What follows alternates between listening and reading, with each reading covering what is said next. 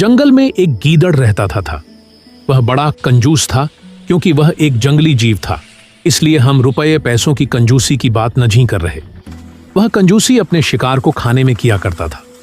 जितने शिकार से दूसरा गीदड़ 2 दिन काम चलाता, वह उतने ही शिकार को 7 दिन तक खींचता। जैसे उसने एक खरगोश का शिकार किया। पहले दिन वह एक ही कान खाता, बाकी बचाकर रखता। दूसरे दिन दूसरा कान खाता। ठीक वैसे जैसे कंजूस व्यक्ति पैसा घिस घिस कर खर्च करता है, गीदड़ अपने पेट की कंजूसी करता। इस चक्कर में प्रायः भूखा रह जाता, इसलिए दुर्बल भी बहुत हो गया था।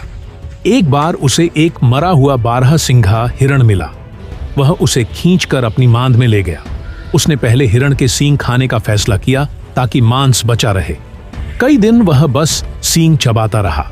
इस बीच हिरण का मांस सड़ गया और वह केवल गिद्धों के खाने लायक रह गया। इस प्रकार मक्खी चूस गीदड़ प्रायः हंसी का पात्र बनता। जब वह बाहर निकलता तो दूसरे जीव उसका मरियल सा शरीर देखते और कहते, वह देखो, मक्खी चूस जा रहा है। पर वह परवाह न करता। कंजूसों में यह आदत होती ही है। कंजूसों की अपने घर में भी खिल्ली उड़ती है, पर वह इसे अनसुना कर देते हैं। उसी वन में एक शिकारी शिकार की तलाश में एक दिन आया।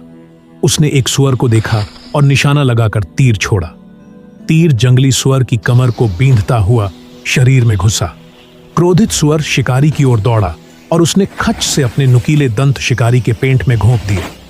शिकारी और शिकार दोनों मर गए। तभी वहां मक्खी चूस गीदड़ आ निकला। वह खुशी से उछल पड़ा।